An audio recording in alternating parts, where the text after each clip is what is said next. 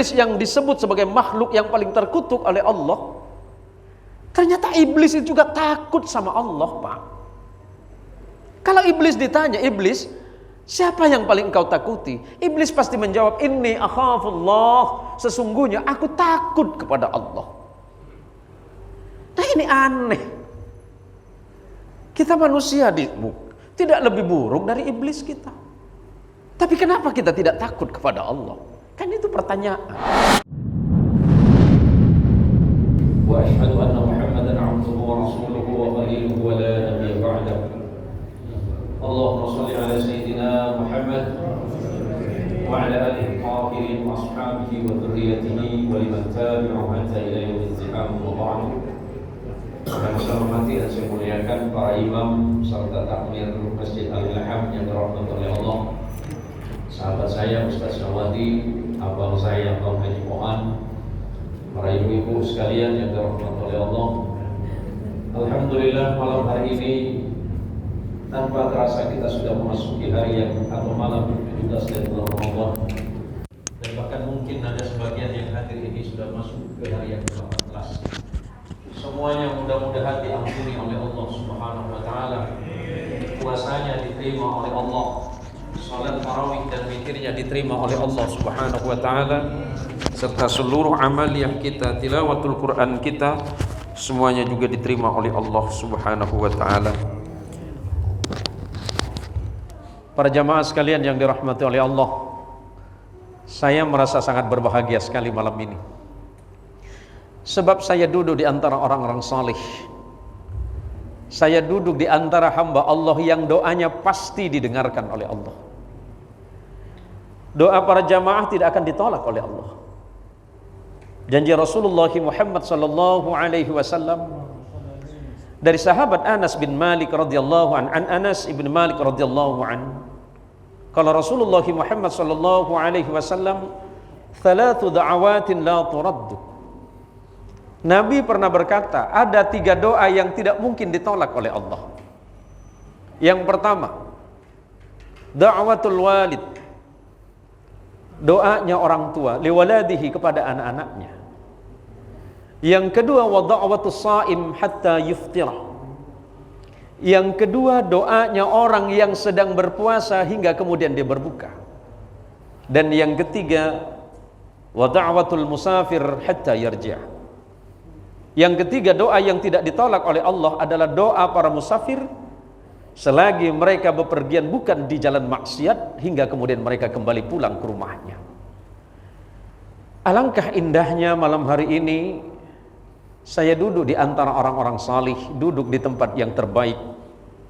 Masjid ini adalah masjid atau tempat yang paling baik di atas muka bumi ini. Ketika seseorang sudah masuk ke dalam masjid, hatinya terpaut kepada masjid, terikat kepada masjid, dia cinta kepada masjid, maka kata Nabi, saksikanlah orang itu dalam keadaan beriman kepada Allah.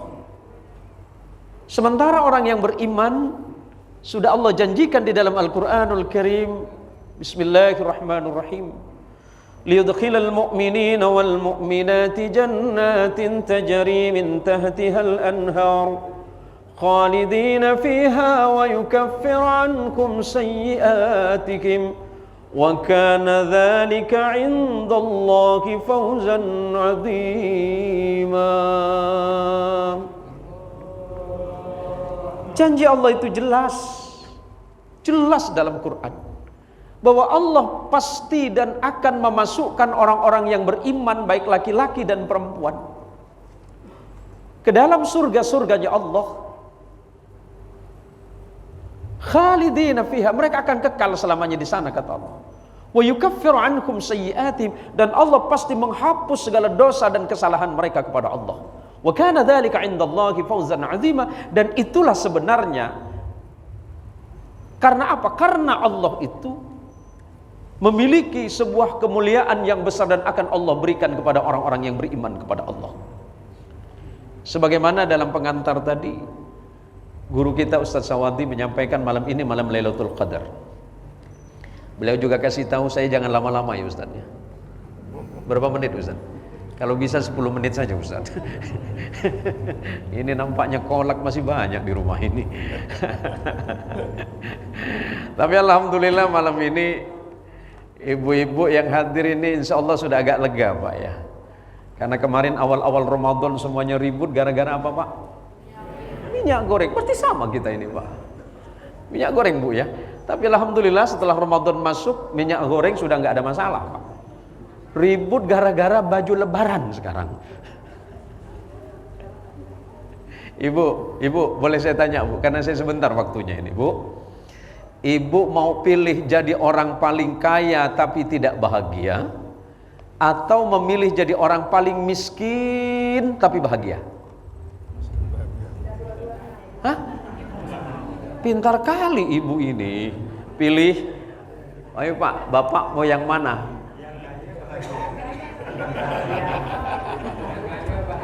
Tidak salah Ustadz Sawadi ngajar beliau ini rupanya ini. Hah? Kalau orang itu suruh milih, kata Nabi sallallahu alaihi wasallam, "Lau kana libni Adam wadiyan min malin labtagha thalithan." Kalau manusia itu, kata Rasulullah sallallahu alaihi wasallam, dikasih 2 lembah, orang Sumatera bilangnya ngarai itu. Ngarai. 2 lembah itu antara satu bukit dengan bukit yang satu itu namanya lembah. Kalau mereka dikasih harta 2 lembah yang semuanya penuh dengan harta, kata Nabi, labtagha thalithan. Mereka tidak akan puas dan mesti meminta yang nomor 3. Coba, Bang Pohan, rumah sudah bagus, mobil sudah berapa? Baru satu. Istri baru 1 juga. Alah Bang, ganteng-ganteng istri 1 ini. Cukuplah itu Cukuplah itu, tak habis-habis ya. Seandainya Bang Haji Pohan dikasih mobil paling bagus, apa Bang Haji masih minta lagi sama Allah? Udah. Hah? Bual ya. Udah cukup kata beliau. Bual itu. Bual itu. Kalau manusia itu, kata Rasulullah sallallahu alaihi wasallam, dikasih kekayaannya itu 2 lembah yang dipenuhi harta semua, minta yang nomor 3 dikata Nabi. Ma yamlau jawfa ibni Adam illa turab. Tidak akan pernah memuaskan hati manusia tentang harta duniawi ini illa turab, melainkan kematian. Wallahu yatubu ala man taba. Akan tetapi Allah itu adalah zat yang maha menerima taubat bagi siapa saja yang mau bertaubat kepada Allah. Nah sekarang bulan Ramadan ini adalah masa yang tepat bagi kita semuanya untuk kembali kepada Allah Subhanahu wa taala. Sudah cukup rasanya 11 bulan yang lalu hingga kemudian sebelum masuk Ramadan kita selalu disibukkan oleh perkara-perkara duniawi. Kita sibuk dengan materi, kita sibuk dengan harta, kita sibuk dengan bisnis, kita sibuk dengan pekerjaan, kita sibuk dengan urusan-urusan duniawi yang pada masanya pasti pilihannya 2. Apakah kita yang akan ditinggalkan atau kita yang akan meninggalkannya? Maka Allah mendatangkan Ramadan. Alangkah indahnya bulan Ramadan. Jam 4 kurang lebih jam setengah 4 di masjid sudah terdengar kalimat-kalimatun thayyibah, membangunkan saudara untuk bersahur. Selepas itu kemudian sebelum kita sahur kita masih menyempatkan diri tahajud, kita masih menyempatkan sujud. Kemudian setelah itu sahur, selepas sahur menunggu datangnya adzan subuh, kita masih mengambil Al-Qur'an. Bukankah Allah sudah mengatakan walaqad yassarnal Qur'ana lidzikri fahal mim mudzakir? Sungguh telah kami mudahkan Al-Quran bagi kalian. Wahai, apakah ada yang mau mengambil pelajaran dari Al-Quran? Sejarah singkatnya begini. Nuzulul Quran adalah malam di mana kita mengingat turunnya Al-Quran kepada Rasulullah Muhammad sallallahu alaihi wasallam. Tepatnya ketika Rasulullah berada di Ghar Hira atau berada di Gua Hira. Pada masa Rasulullah sallallahu alaihi wasallam berusia 40 tahun, awal mula datangnya wahyu kenabian kepada Rasulullah sallallahu alaihi wasallam. Apakah Rasulullah itu tahannuth hanya malam itu? Tahannuth itu kalau bahasa kita menyepi atau menenangkan diri. Di sekitar kota Makkah itu banyak sekali pegunungan, maka kota Makkah dan sekitarnya disebut Hijaz. Apa itu Hijaz? Hijaz itu bermakna gugusan perbukitan. Karena memang kota Makkah dan sekitarnya dipenuhi oleh pegunungan dan perbukitan, maka orang Arab disebut sebagai Hijaz. Nah, Rasul Shallallahu Alaihi Wasallam dari usia 27 tahun, Rasulullah itu biasa menyepi, bertahannuth, karena masa itu belum ada syariah, belum ada perintah agama, belum turun wahyu. Kebiasaan Rasul Shallallahu Alaihi Wasallam dan orang-orang Hanif. Siapa orang Hanif? Orang Hanif adalah bangsa-bangsa Arab yang masih meyakini syariat Nabi Allah Ibrahim alaihissalam. Sejarah singkatnya adalah bahwa di bangsa Arab itu tidak ada kenabian setelah wafatnya Ismail alaihissalam. Ada sebuah masa yang panjang selepas wafatnya Ismail alaihissalam kepada Rasulullah, kurang lebih 5.000 tahun bangsa Arab itu tidak memiliki seorang nabi sekalipun. Berbeda dengan nabi yang ada di bangsa Israel. Bangsa Israel itu kenabiannya tidak pernah putus sampai terakhir kepada Nabi Allah Isa alaihissalam. Rasul Shallallahu Alaihi Wasallam pada malam 17 Ramadan datanglah Jibril alaihissalam. Ketika Rasulullah sedang bertahannuth, sedang menyepi, pada saat itu belum turun wahyu, pada saat itu belum ada perintah agama. Tiba-tiba kemudian datang seseorang yang memeluk Nabi Shallallahu Alaihi Wasallam dari belakang, dan itu adalah Jibril alaihissalam. Kemudian di dalam kitab-kitab Nabi terdahulu, Jibril itu biasa disebut sebagai Namusun Akbar. Rasulullah kemudian dipeluk dari belakang. Sambil dipeluk dari belakang, Jibril berkata kepada Muhammad sallallahu alaihi wasallam, "Ya Muhammad, iqra." Dalam kondisi yang takut itu Nabi bertanya kepada orang yang memeluknya, "Ma'ana biqari?" Apa yang harus saya baca? Pertama, karena bangsa Arab pada masa itu sebelum datangnya Islam adalah suku bangsa yang tidak terbiasa membaca dan menulis, maka disebut sebagai al-ummiyina, orang-orang yang tidak bisa membaca dan tidak bisa menulis. Maka Nabi Shallallahu Alaihi Wasallam biasa disebut sebagai an-nabiyul ummi, seorang nabi yang tidak bisa membaca juga tidak bisa menulis. Sampai kemudian 3 kali Jibril berkata kepada Rasulullah, "Ya Muhammad, iqra." Ma'ana biqari. Jibril menjawab, "Iqra bismi rabbikal ladzi khalaq." Ayat pertama yang Allah turunkan kepada Rasulullah Sallallahu Alaihi Wasallam. Pada peristiwa ini kemudian Rasulullah pulang ke rumah beliau dan disambut oleh istri beliau yang bernama Khadijah binti Khuwailid. Dalam keadaan kekhawatiran dan takut yang sangat, Rasulullah berkata kepada istrinya Khadijah, "Dathiruni, dathiruni, dathiruni." Selimuti aku wahai Khadijah, selimuti aku, selimuti aku. Dalam kondisi yang takut kemudian Khadijah bertanya kepada Rasul Sallallahu Alaihi Wasallam, "Wahai suamiku, ada apa gerangan dengan dirimu? Tidak terbiasa aku melihatmu datang ketakutan seperti ini."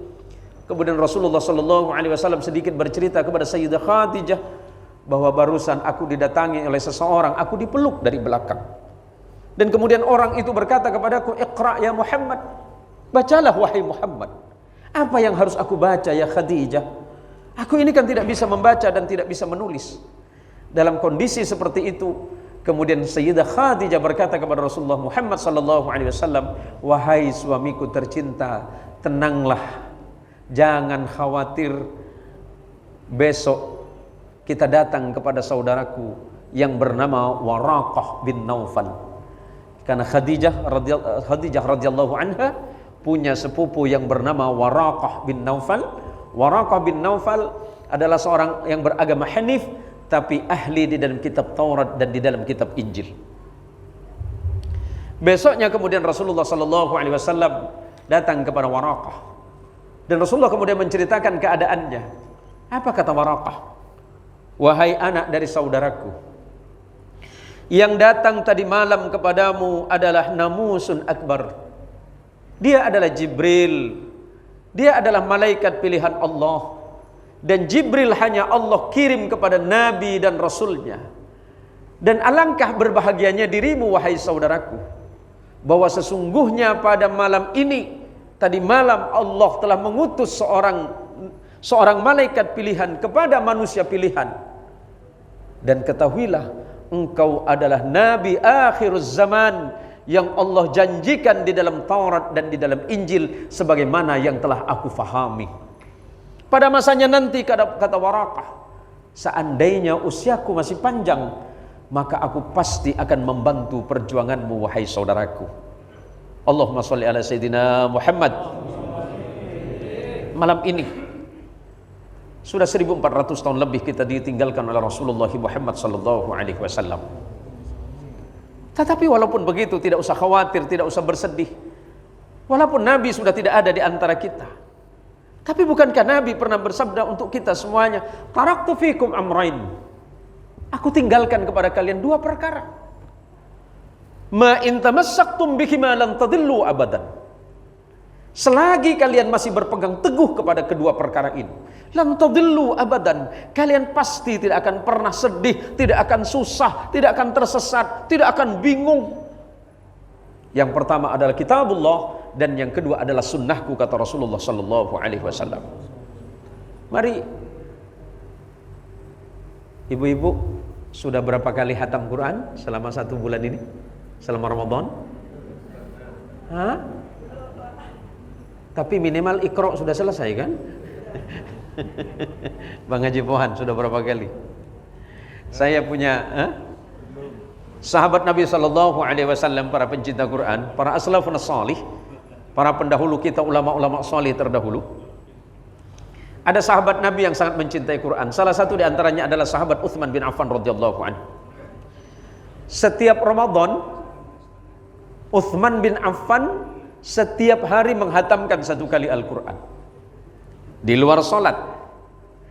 Karena kalau sholatnya Utsman bin Affan, insya Allah Kiai Sawadi juga nggak bakal jadi makmum. Coba Pak. Tapi alhamdulillah sholat kita walaupun ini tadi saya dengar tartil gitu, nggak terburu-buru.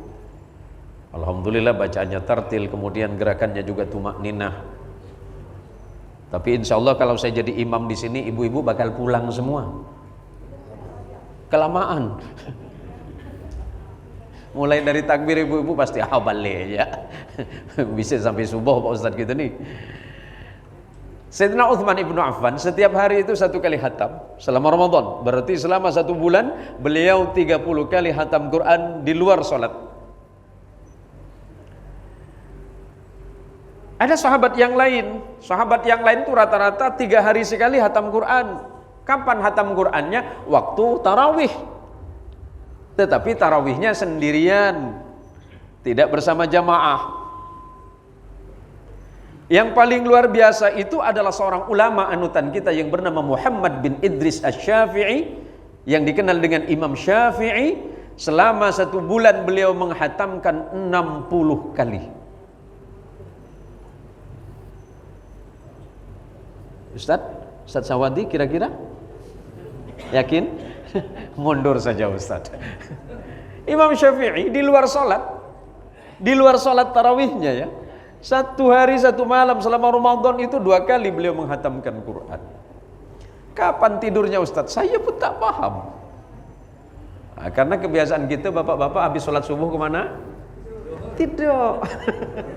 Bangun nanti duhur, habis duhur tidur, bangun asar, habis asar tada cari juadah. Bingung malaikat nak nyatat. Jam 2 malam kita bangun, datang ke hammam, ke Baitul Khala, datang ke WC, malaikat dah buntut dari belakang. Ini pasti nak sholat tahajud nih. Rupa cuma kencingnya gitu. Habis itu balik tidur lagi. Masya Allah. Padahal malam ini adalah malam-malam yang dipenuhi dengan cinta dari Allah Subhanahu wa Ta'ala. Allah mempersiapkan kepada kita apa kata Rasulullah sallallahu alaihi wasallam, "Idza jaa Ramadan." Ketika datang Ramadan kepada kalian, futtihat abwabul jannah. Allah membukakan pintu-pintu surga untuk kalian, pintu-pintu kebaikan Allah buka. Apa yang kita lakukan semua dibalas dengan sebaik-baiknya dan sebanyak-banyaknya oleh Allah. wa ghulliqat abwabun nar, dan kemudian Allah menutup pintu-pintu keburukan kepada kalian, karena Allah mempersilakan kepada kalian untuk datang kepada Allah, bermunajat kepada Allah. Ketika kalian mengangkat kedua belah tangan kalian berharap kepada Allah, Allah merasa malu kalau kemudian Allah tidak mengabulkan doa kita, maka sebelum tangan kita diturunkan dari doa, Allah terlebih dahulu sudah mengabulkannya. Wa ghulliqat syayatin, dan kemudian Allah membelenggu syaitan. Ada pertanyaan yang unik dari jamaah, Pak Ustadz, katanya syaitan tuh bulan puasa dikerangkeng, dipenjara semua, tapi ngapa pula di panjang jalan tuh banyak orang tak puasa? Saya jawab, emang dia setannya. Saya bilang. Tapi tak apa-apalah, itu setannya jinak kok, saya bilang. Mau apa lagi, Pak? Kalau bukan Ramadan sekarang, Ramadan yang mana lagi yang membuat kita ini dekat kepada Allah? Kalau bukan Ramadan sekarang, kapan kita mau taubat sama Allah? Coba, apa kata Rasulullah? Seandainya kalian tahu betapa nikmat dan betapa besar pahala Ramadan untuk kalian, niscaya kalian berharap sepanjang tahun itu adalah Ramadan untuk kalian. Subuh kita berjamaah datang ke masjid, Masya Allah, gelap-gelap gulita kita datang ke masjid. Habis sholat berjamaah di masjid, kita masih menyempatkan untuk membaca Quran bersama istri dan anak-anak. Kemudian nanti siang, nanti sore di masjid, di tempat-tempat ibadah diperdengarkan ayat-ayat Allah, kita senang sholat berjamaah. Ditambah lagi dengan sholat tarawih berjamaah, ditambah dengan witir, ditambah dengan qiyamul lail, ditambah lagi nanti insya Allah ada i'tikaf berjamaah. Betapa indahnya Ramadan. Seandainya itu terjadi sepanjang kehidupan kita, Allah akan menjauhkan kita dari kesusahan dan musibah. Maka pada malam hari ini, di malam nuzulul Quran, sebagai pengingat bagi kita semuanya, apa kata Allah di dalam Quran? Bismillahirrahmanirrahim. Lau anzalna hadzal Qur'an ala jabalin la ra'aitahu khashi'an mutasaddian min khasyatillah. وَتِلْكَ الْأَمْثَالُ نَضْرِبُهَا لِلنَّاسِ لَعَلَّهُمْ يَتَفَكَّرُونَ. لَوْ أَنزَلْنَا هَذَا الْقُرْآنَ عَلَى جَبَلٍ, kata Allah. Kalau seandainya Quran ini aku turunkan kepada gunung, gunung itu sebesar itu, yang terbuat dari material batu yang paling keras. Kata Allah, seandainya aku turunkan Quran ke atas gunung ini, la ra'aitahu khashi'an mutasaddian min khasyatillah. Niscaya kalian akan melihat gunung itu hancur berkeping-keping. Kenapa? Karena saking takutnya kepada Allah. Ternyata makhluk Allah yang bernama gunung itu takut sama Allah. Bahkan iblis yang disebut sebagai makhluk yang paling terkutuk oleh Allah, ternyata iblis itu juga takut sama Allah, Pak. Kalau iblis ditanya, iblis, siapa yang paling engkau takuti? Iblis pasti menjawab, inni akhafullah, sesungguhnya aku takut kepada Allah. Nah, ini aneh. Kita manusia tidak lebih buruk dari iblis kita. Tapi kenapa kita tidak takut kepada Allah? Kan itu pertanyaan. Nah, saatnya bulan Ramadan, ketika Allah memanggil kita untuk bertaubat kepada Allah, ketika pintu-pintu kebaikan dibuka, pintu keburukan Allah tutup, kemudian syaitan, kemudian Allah belenggu, karena Allah ingin memberikan kesempatan kepada hamba-hambanya yang bernama mukmin dan muslim ini untuk segera bertaubat kepada Allah Subhanahu wa ta'ala. Maka mari jadikan Al-Quran, karena Allah sudah mengatakan bahwa Al-Quran itu adalah petunjuk bagi orang-orang yang bertakwa. Quran adalah kitab hukum. Quran adalah kitab penjelasan terhadap persoalan hidup. Quran adalah janji Allah. Quran adalah ancaman Allah. Quran adalah kebaikan bagi kita semuanya. Lantas kapan lagi kita mau belajar kepada Allah melalui Al-Quran? Maka kata ulama-ulama terdahulu, ketika engkau sedang membaca Quran, tenangkan hatimu, tundukkan kepalamu, tundukkan fikiranmu, Karena pada saat itu engkau sedang berbicara kepada Allah dan Allah sedang berbicara kepadamu. Semoga kita semuanya dirahmati oleh Allah dengan Al-Quran. Allah hidupkan kita dengan Al-Quran. Kita menjadikan Al-Quran sebagai tuntunan dalam hidup kita masing-masing hingga kelak kita menghadap kepada Allah Subhanahu wa taala.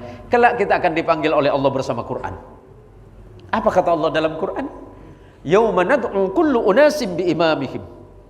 Pada hari kiamat kelak kalian pasti akan dipanggil oleh Allah, seluruh manusia dipanggil oleh Allah bi imamihim, dengan imam mereka, bukan imam masjid, bukan imam salat, tapi Quran.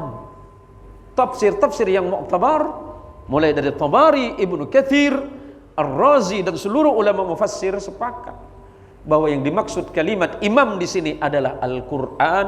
Maka cintai Al-Quran, Allah akan mencintaimu karena kita mencintai Al-Quran. Allahumma sholli ala Muhammad. Para jamaah sekalian yang dirahmati oleh Allah, mungkin jamaah ini ada yang penghafal Quran, mungkin ada yang hafid Quran? Tidak ada ya? 30 juz. Kalau Ustaz Sawadi juz 30 ya? Hafal ya? Iya, alhamdulillah. Begini ibu-ibu, kalau seandainya ibu-ibu masih belum fasih, berapa menit lagi saya Ustaz? Bu? Belum? Oh, bini saya udah WA dah bu. Jangan lama-lama ya, kata dia ini belum fasih ni, kata dia pahala besar. Nah, pahala besar baca Quran bu, bukan yang lain ya. Ibu-ibu sekalian yang dirahmati oleh Allah, Rasulullah sallallahu alaihi wasallam berwasiat kepada Sayyidina Utsman bin Affan radhiyallahu anhu. Menantu Nabi yang bernama Utsman bin Affan ini adalah orang kaya pada masanya, Pak. Kalau kita yang paling kaya di masjid ini siapa ya? Di masjid ini sekarang siapa yang paling kaya, Pak? Ada yang tahu yang paling kaya siapa? Oh, kaya semua nampaknya ya. Ya, alhamdulillah. Ketahuan takut dihitung zakatnya ini. Sahabat Nabi yang bernama Utsman bin Affan itu seorang triliuner, bukan miliarder. Di atas sahabat Utsman itu ada namanya Abdurrahman bin Auf. Di bawahnya Abdurrahman bin Auf ada Utsman bin Affan. Di bawah Utsman bin Affan ada Zubair ibn al-Awwam. Di bawahnya Zubair ada sahabat yang bernama Sa'ad bin Abi Waqqas, ada Talha bin Ubaidillah. Semuanya adalah triliuner pada masa itu. Nah, Sayyidina Utsman atau Utsman bin Affan ini ketahuannya dari mana? Orangnya ini selalu nunduk, Pak. Kalau jalan tidak pernah melihat orang lain, saking pemalunya.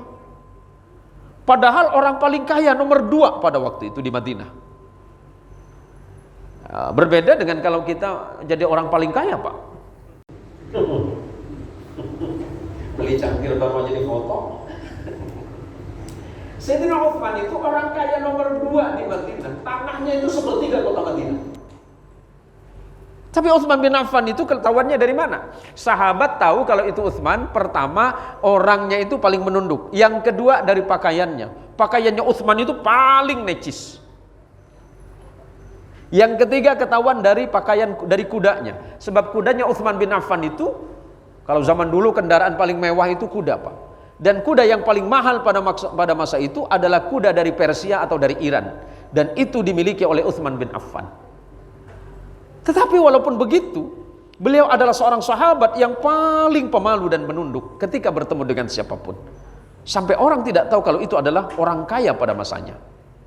Apa pesan Rasulullah kepada Utsman bin Affan? Khairukum man ta'allamal Qur'ana wa 'allamahu. Sebaik-baiknya manusia di antara kalian adalah orang-orang yang belajar Al-Quran dan mengajarkan Al-Quran. Jadi terima kasih saya sampaikan kepada para guru-guru, para ustadz-ustadz yang belajar ngaji baik di masjid, di musalla ataupun di taman pendidikan Al-Quran, karena Anda insya Allah termasuk yang disebutkan oleh Rasulullah Muhammad sallallahu alaihi wasallam. Dan kelak di yaumil qiyamah kata Rasulullah sallallahu alaihi wasallam dari sahabat Abi Umamah Al-Bahili di dalam Sahih Muslim nomor 804, Rasulullah sallallahu alaihi wasallam mengingatkan, Iqra'ul Qur'ana fa innahu ya'ti yaumal qiyamah syafi'an li ashabihi. Bacalah oleh kalian Al-Qur'an, karena Al-Qur'an kelak di hari kiamat yang akan menjadi penolong bagi orang-orang yang membacanya. Walaupun mungkin bacaan kita masih belum lancar, belum fasih-fasih betul, banyak kalimat-kalimat, banyak huruf-huruf yang tidak pas, kemudian tajwidnya juga kurang pas, kemudian suara kita juga kurang bagus. Rasulullah sallallahu alaihi wasallam mengatakan kepada Sayyidah Aisyah radhiyallahu anha, wahai Aisyah, kalau orang itu senang baca Quran, bacaannya baik, suaranya bagus, kemudian diamalkan dalam hidupnya nilai-nilai dari Quran, maka Allah berikan kebahagiaan dan ketenangan dalam hidupnya. Yang nomor 2 kata Rasulullah, barang siapa yang senang baca Quran, wa yata'ta'u. Siapa wa yata'ta'? Wa yata'ta' itu terbata-bata. Senang baca Quran tapi terbata-bata. Tajwidnya kurang pas, makharij hurufnya kurang pas, kurang fasih dia, tapi senang baca Quran. Kata Nabi, Allah masih janjikan dia 2 pahala. Pahala yang pertama karena dia cinta kepada Al-Quran, dan pahala yang kedua karena dia senang membaca Al-Quran. Maka insya Allah malam hari ini dalam peringatan nuzulul Quran ini, mudah-mudahan kita semuanya semakin cinta dan semakin senang membaca Al-Quranul Karim. Terutama bagi ibu-ibu yang seandainya ingin memasukkan anaknya ke pondok-pondok tahfidz, ingin mengajarkan anaknya di pesantren dan menghafalkan Quran. Anak yang hafidz Quran kemudian menjaga amaliyah dan ubudiyahnya dengan Quran, Allah berikan keistimewaan. Kata Nabi, nanti di yaumil qiyamah, anak-anak yang hafidz Quran Allah berikan keleluasaan untuk memberikan keringanan kepada 10 orang dari keluarganya. 10 orang dari keluarganya yang dinyatakan masuk neraka, kata Rasulullah, Allah berikan kesempatan untuk masuk surga karena syafaat dari orang-orang yang menghafalkan Quran. Semoga kita termasuk orang-orang yang senang dan cinta kepada Al-Quranul Karim. Yang punya masalah, yang punya persoalan, ambillah Quran. Sebelum baca Quran, salat sunat 2 rakaat. Setelah pas salat sunat 2 rakaat, kemudian ambillah Quran, duduk menghadap kiblat. Duduklah dengan sikap yang tenang, menunduk ketika membaca Al-Quran, meresapi makna dan tujuan-tujuan Al-Quran. Seorang sahabat Nabi SAW yang bernama Umar ibn al-Khattab radhiyallahu an, ketika masuk Islam, di saat mendengarkan ayat Allah dalam surah Taha. Jadi suatu masa sebelum saya tutup, karena saya kasihan ibu-ibu udah banyak pejam-pejam di belakang nih, udah banyak unuk-unuk belakang nih. Jadi sahabat Umar ibn al-Khattab sebelum masuk Islam itu paling benci kepada Islam, paling benci kepada Islam. Sampai kemudian Rasul sallallahu alaihi wasallam berharap kepada Allah, ya Allah, Allahumma a'izzal islama bi umaraini. Ya Allah, kuatkanlah Islam dengan masuknya 2 orang yang bernama Umar bin Khattab dan Amr bin Hakam. Tapi yang masuk Islam adalah Umar bin Khattab. Masuknya Umar bin Khattab itu terlebih dahulu karena adik perempuannya yang bernama Fatimah masuk Islam. Ketika orang Quraisy waktu itu sedang bersama-sama memusuhi Rasulullah dalam perjuangannya, termasuklah Umar. Apa kata Umar? Mana rumah Muhammad? Biar aku yang membunuhnya, kata Umar. Diledekin sama orang Arab Quraisy masa itu. Ngapain kamu Umar mau cari-cari Muhammad? Sedangkan adikmu sendiri masuk Islam kamu nggak tahu, katanya. Ternyata Umar nggak tahu kalau adiknya yang bernama Fatimah itu sudah terlebih dahulu masuk Islam. Marah Umar. Umar marah kemudian mencari Rasulullah SAW sambil lewat di rumah adiknya, karena untuk memastikan bahwa adiknya itu masuk Islam atau enggak. Ternyata adiknya itu masuk Islam diam-diam. Dalam puncak kemarahannya itu, Umar mendengarkan adiknya Fatimah sedang membaca Quran surat Taha. Taha ma anzalna al-Qur'ana 'alaika litasqa illa tadhkiratan liman yakhsha. Ma anzalna 'alaika al-Qur'ana litashqa. Taha wallahu a'lam.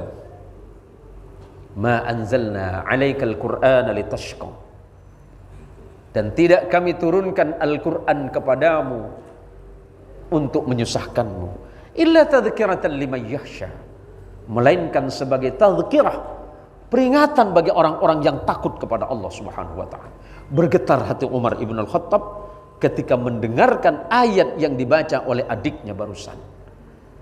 Kemudian setelah itu Umar ibn al-Khattab mencari Rasulullah sallallahu alaihi wasallam dan mengucapkan dua kalimat syahadah, mengakui bahwa tiada ilah, tiada Tuhan, tiada Rabb selain Allah, dan Rasulullah Muhammad sallallahu alaihi wasallam sebagai utusan Allah. Maka pada malam hari ini para jamaah sekalian yang dirahmati oleh Allah, sangatlah berbahagia kita. Mudah-mudahan kita senantiasa diberikan kesehatan zahir dan batin oleh Allah, diberikan kemampuan untuk melaksanakan puasa Ramadan hingga nanti selesai bulan Ramadan, kemudian kita sempurnakan dengan salat sunat tarawih, kemudian witir, kemudian senang baca Quran, senang bersedekah, serta mengamalkan amalia untuk menambah pahala-pahala kita selama bulan Ramadan. Dan mudah-mudahan imam-imam kita juga faham dengan jamaah. Nah, kalau saya makanya tadi agak ditelatkan Ustadz Syawadi.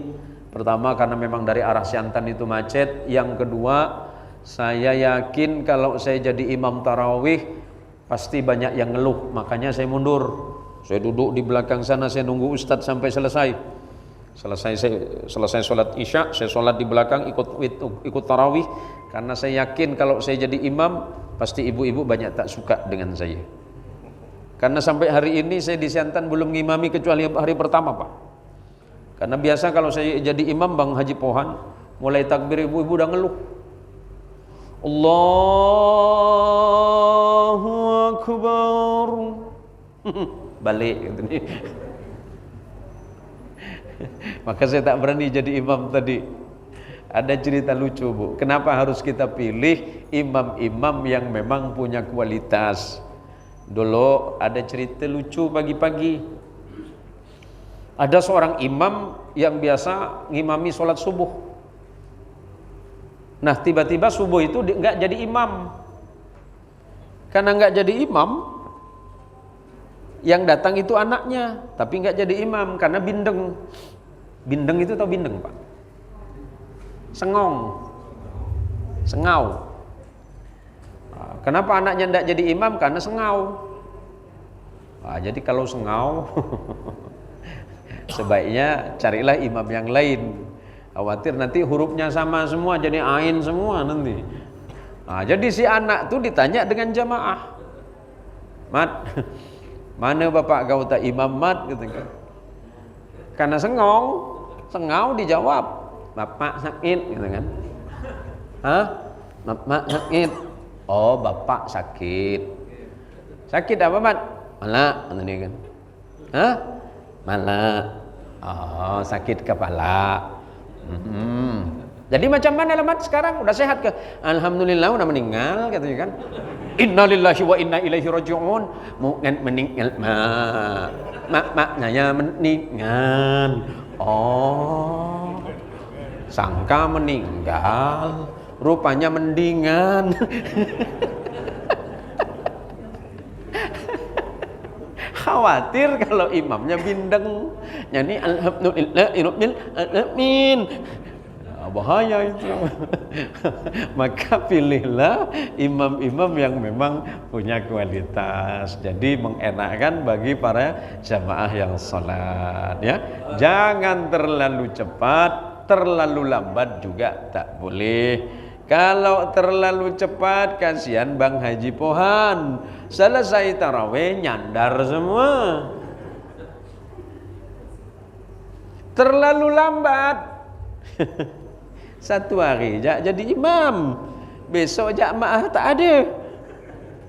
Nah, itu penting ya. Maka ketika kita salat, sebelum saya tutup, biasanya sebelum kita salat, imam mengingatkan seperti ini, as-salatu jami'ah rahimakumullah. Tapi yang paling banyak dipakai kalau di tanah-tanah Hijaz itu istaw wa tarasu wa la takhtalifu, atau istaw wa tarasu wa suddul khalal, atau ada mengatakan aqimu sufufakum istaw wa tarasu wa i'tadilu. Ada kurang lebih 20 riwayat tentang kalimat-kalimat yang diucapkan oleh imam ketika memerintah jamaah untuk luruskan saf dan barisan kalian, wasuddul khalal, dan saling menyentuhkan apa ini? Bahu. Ya, saling menyentuhkan bahu. Artinya karena badan manusia paling lebar itu apa? Bahu. Ya. Saya tidak bicara tentang kaki ya, saya bicara bahu. Ada yang melebarkan kaki. Nah, itu terserah ya. Karena ada riwayat yang berbeda. Yang penting waktu sholat ngelebarkan kaki, tak nginjak kaki kawan, itu aja. Sempat kaki kawan apalagi kena biku kena injak bisa marah kawan tuh. Yang dimaksud oleh Nabi itu istaw wa tarasu wa suddul khalal, luruskan saf kalian dan rapatkan barisannya, wasuddul khalal, dan saling menyentuhkan bahu kalian. Jangan sampai setan masuk di antara saf kita. Seperti itu para jamaah sekalian yang dirahmati oleh Allah. Marilah, apalagi ini memang sudah memasuki bagian kedua akhir dari bulan Ramadan, karena kita sudah masuk malam yang ke-17. Terima kasih kepada Kiai Sawadi, Bang Haji Pohan, dan ustadz-ustadz yang lain yang sudah himayatul ummah, yang sudah mengayomi umat ini, luar biasa. Terima kasih. Mari kita berdoa dan bermunajat kepada Allah. Amin. Alhamdulillahi rabbil alamin, hamdan syakirin, hamdan na'imin, hamdan yuwafi ni'amahu wa yukafi'u mazidah. Allahumma ya Allah ya Rabbana lakal hamdu kama yanbaghi li jalali wajhikal karim wa li 'azimi sultanik. Allahumma salli ala sayyidina Muhammad wa ala ali sayyidina maulana Muhammad. Allahumma bi rahmatikal wasi'ah wa bi ni'matikal 'azimah wa bi alaikal jasimah. Ya Rabbana ya Rahim ya Ghafur, Rabbana ighfir dhunubana wa kaffir 'anna min jami' sayyiati a'malina. ربنا اغفر لنا ذنوبنا ولوالدينا ولجميع المسلمين والمسلمات والمؤمنين والمؤمنات الأحياء منهم والأموات. اللهم إن هذه الليلة الشريفة المباركة في ليلة رمضان المبارك، في ليلة رمضان، اللهم اغفر لنا بحرمة رمضان، وحسن مقاصدنا بحرمة رمضان، ونور قلوبنا بنور رمضان، واستجب دعانا بحرمة رمضان. اللهم أنت ربنا وخالقنا وبارئنا ومصورنا يا ذا الجلال والإكرام. اللهم ربنا ظلمنا أنفسنا وإن لم تغفر لنا وترحمنا لنكونن من الخاسرين. فانصرنا على القوم الكافرين برحمتك يا أرحم الراحمين. بارك اللهم لنا في شهر رمضان، بارك اللهم لنا في شهر رمضان، بارك اللهم لنا في شهر رمضان المبارك. اللهم احينا بالقرآن وأمتنا بالقرآن، واختم لنا عند أواخرنا بكلمة لا إله إلا الله محمد رسول الله. اللهم ربنا آتنا في الدنيا حسنة وفي الآخرة حسنة وقنا عذاب النار. وصل اللهم على رسولك ونبيك محمد صلى الله عليه وسلم بفضل سبحان ربك رب العزة عما يصفون وسلام على المرسلين والحمد لله رب العالمين. اللهم صل على سيدنا محمد. Terima kasih. Hadanallahu wa iyyakum ajmain. Assalamualaikum warahmatullahi wabarakatuh.